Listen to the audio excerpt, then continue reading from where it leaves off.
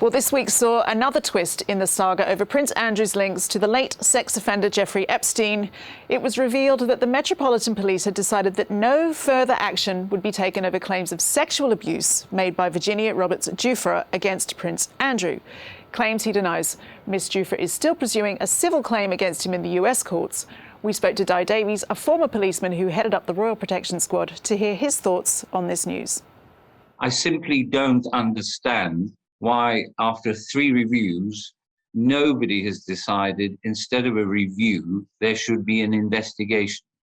There is a huge difference between reviewing a matter and actually going out, finding witnesses, finding those who can give salient information, and actually decide the merits of the case. Merely looking at, I don't know what, in a review, paperwork presumably, looking at what evidence has been given in other extreme circumstances in courts many, many years ago, frankly beggars belief. She, in a civil case, has alleged rape. Now, you don't get much more serious, and yet the authorities somewhere in Scotland Yard or in the justice system, the Home Secretary, who has decided? I can't believe that it's a mid to level senior police officer without consulting at the highest level those in authority. We are talking about one of the most senior royals in the royal family. So somebody surely, I'd have thought, at the highest level has agreed with this decision. And what then leaves the open question is why? Why haven't they queried as I am? I've never encountered such a reluctance to be open and transparent over very serious allegations. So I'm calling for that transparency. I think the public are calling for that transparency. Now, I have to say, Prince Andrew is as innocent as anyone else before any evidence, proper evidence, is presented before a court. I accept that. But you will never find evidence unless you investigate. I'd look at his protection team. I would look at the records in the Foreign and Commonwealth Office. I would look at the records that his private secretaries could provide. And let's face it, he and his teams have had 10, 11, 12 years to prepare since the original allegations came out, since the original conviction of his friend. All of this, and yet we're now in a position where he's trying to block even going to defend his name in a civil court. And everybody says, well, it's not within our jurisdiction. I say again, yes, it is, because of the safety of women and the safety of young women in particular in this country has been so highlighted in the last months, really, with various dreadful incidents. And they've been committed by police officers.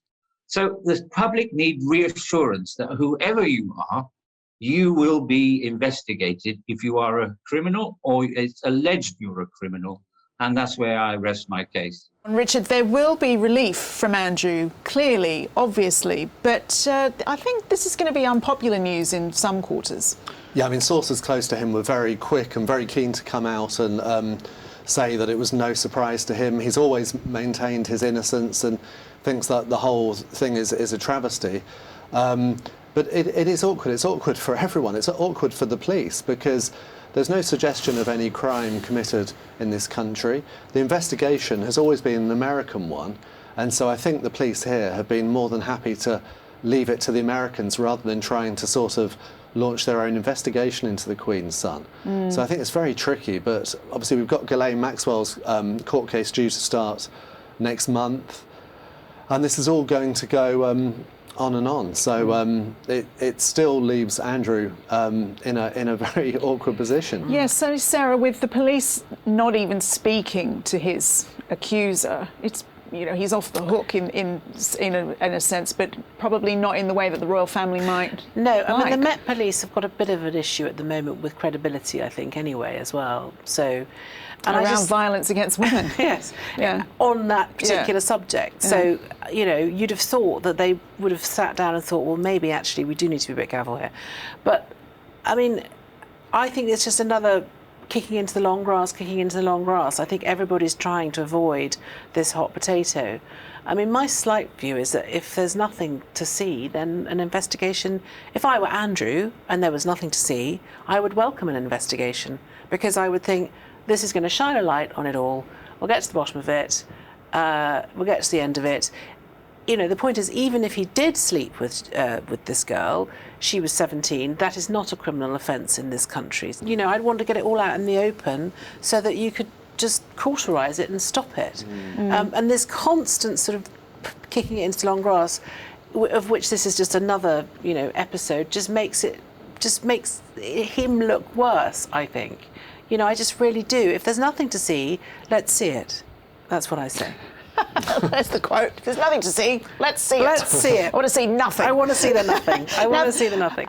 So, Richard, there was a fascinating report in the Times a few days ago quoting a friend of the Duke of Cambridge saying that Andrew was, quote unquote, a risk and a threat to the family. What do you make of that? Do you think that's true? My goodness, when I read this article, it was on Saturday evening, and the quotes in there about Prince Andrew were not very flattering. There was some very tough language. When was the last time we read a flattering quote about Prince Andrew? From friends of Prince William. Yeah.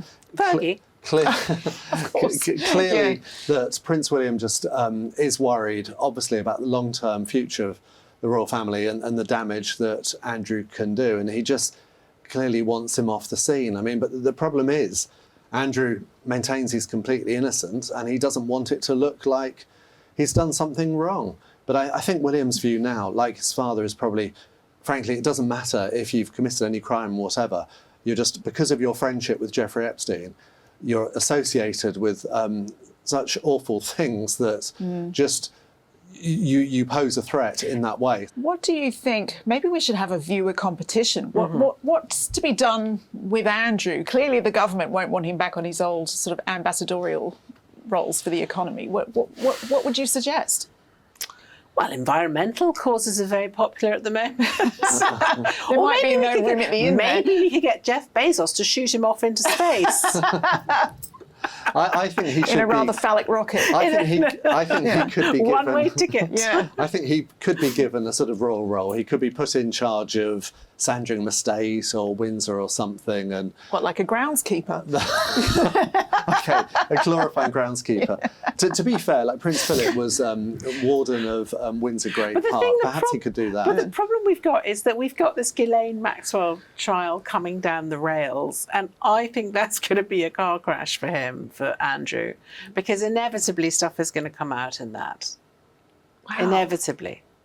I mean, it might not be anything that is incriminating, but it'll just be more facts, more detail, more churning of this sort of barrel of worms or whatever it is. You know, it just feels, yeah, it's just, you know.